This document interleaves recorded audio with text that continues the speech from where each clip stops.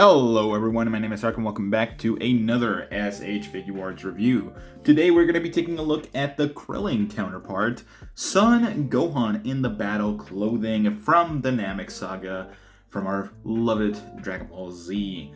Krillin was not the greatest, he was actually garbage. One of the worst SH Figuarts to date. I heard Gohan is not as bad, but still somewhat bad. So, without further ado, let's take this guy out and see how he looks.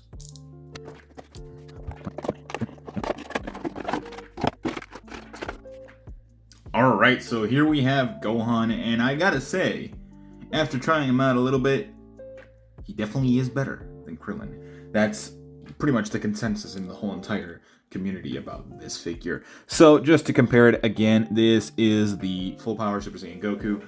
He does come up to the exact height.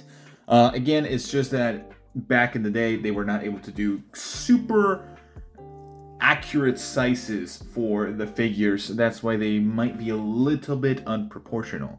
Here is how he stands alongside Krillin. If Krillin wants to stand himself like that. So they work together as a pair. Krillin is complete garbage, but Gohan seems to actually have some effort put into him in terms of not only the sculpt, but also the articulation, which is actually really nice. So in terms of aesthetic, this is pretty much a prerequisite before 24,000 power level Vegeta.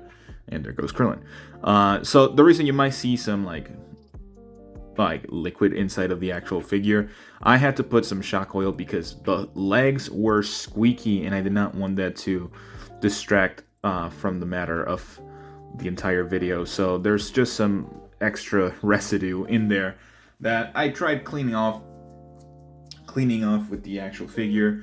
But again, you're going to see it here and there by just me moving the figure and whatnot. So there's that. In terms of aesthetic, I really do like how Gohan looks. I think he looks pretty darn good. Again, 24,000 power level Vegeta did look good. This guy also looks good, and he is pretty much a prerequisite to it. So why not? So yeah, it looks amazing. Still has the hinged flaps, which is the usual to this era of figures. So yeah. In terms of articulation, this guy does have a hinge ball peg or ball hinge, which is the usual for these type of figures, but he actually does look down further and far more upward than Krillin. Again, don't know why Krillin has such a gigantic head. If Krillin had such a much smaller head, which is like, it's technically the size of Gohan, but Gohan already has a giant head as well. If Krillin's head was slightly reduced in terms of size, I think it would actually work so much better. Same with Gohan, just kind of scrunch it up a little bit and just slim it down a tiny bit. But yeah, he looks good. So head works great, swivel side to side, neck joint articulation, no gaps whatsoever, very well done. Hinges for the arms can definitely get further and not have an issue with T-posing or going further than a T-pose, which is nice. So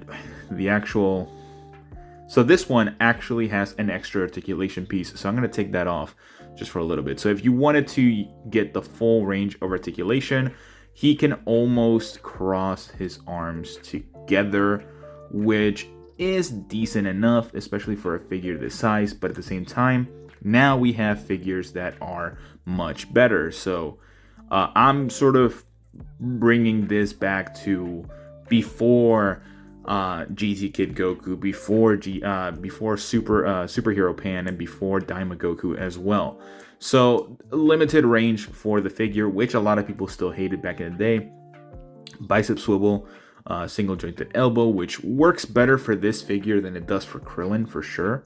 No forearm swivel, very tiny pegs for the hands, which I do become afraid every now and then of actually breaking these. Actual torso articulation, pretty decent. A little bit of a gap, which is very similar to 24,000 power level Vegeta. Going backwards, very limited. Swivel, And you can definitely take that off easily as well. Kicking forward, very far. Kicking backwards, perfect. Splits, not the greatest. Double jointed knee, which I just popped out. I didn't know that you could do that. Let me pop that right back in. There you go. So double jointed knee, that doesn't get you that much articulation without popping it out. So let's leave that alone. And the worst foot imaginable. It's actually better than Krillin's, and a horrible toe hinge. So realistically, this guy does have better articulation than Krillin. But it's not perfect. I will tell you that. The legs are better. The torso is better. Pretty much everything is just an improvement on Krillin, and it's insane that these two came out at the exact same time, pretty much. Accessories, let's move on to those real quick, because he has a very similar set of accessories as Krillin. Alright, so in terms of accessories, he doesn't have... Well, he pretty much has the exact same as Krillin, but at the same time, it's not enough, in my opinion. But without further say, he does have 4 different sets of faceplates, which is awesome. I love it when they include multiple faceplates.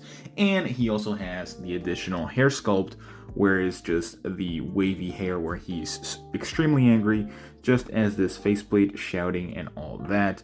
And this grunting faceplate, which is awesome. A happy-go-lucky faceplate when he sees his father. And also a neutral faceplate, where I'm probably going to use that for my own display.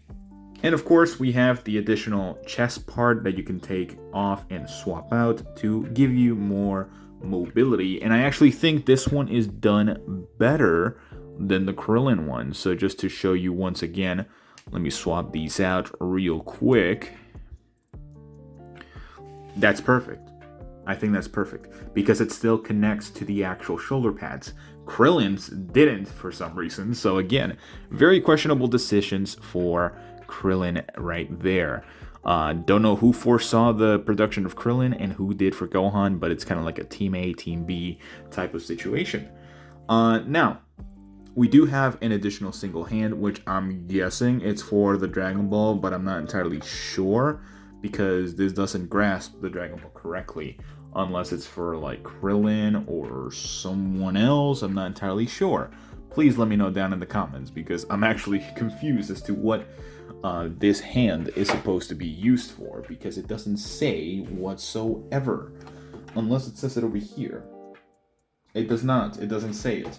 So we do have 2 Ki Blast shooting hands, the usual, 2 fighting pose hands, which is amazing, and 2 karate chop hands. A little bit less than Krillin, but at the same time, pretty well worth it. Going into my final thoughts, this one is much quicker than Krillin because he doesn't have as many issues as Krillin himself. I like him. He's fine. He's not the greatest figure, but he has good enough potential to actually get pretty decent poses. And I think they really did a good job with this Saiyan armor for the Gohan. Overall, as a score, I'm gonna give this figure a 7. The reason for it is because while good, it's just a good figure. It's not perfect, it's not above average, it's good average. I like it.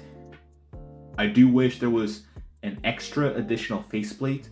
This includes the Krillin as well, where they're powering up, both of them alongside each other. That's the only downside to this figure, in my opinion, in terms of the accessories. Ki Blast effects will always be appreciated, but I think they have more than sufficient. More additional battle damage would have been great, but at the same time, he doesn't take that much damage during the fights. So it makes the most sense that he only has the exchangeable chest plate. Yeah, I think they really captured the faceplates really well. Some of the articulation is definitely iffy. It's not perfect, but it's good enough. And it works. You're going to be able to make it work. Now the price, that's another thing. This guy is, again, on the secondhand market. He's only ever had one singular release. And he's kind of hard to find under $70 as well. So that's why I'm giving him a 7. If he was available worldwide or everywhere that you could like search up, I would probably give it an 8. But because of the sort of issues with availability and being able to find it, I think a 7 is more than sufficient. It's a good figure, but it's not perfect. And it has its issues, which is fine.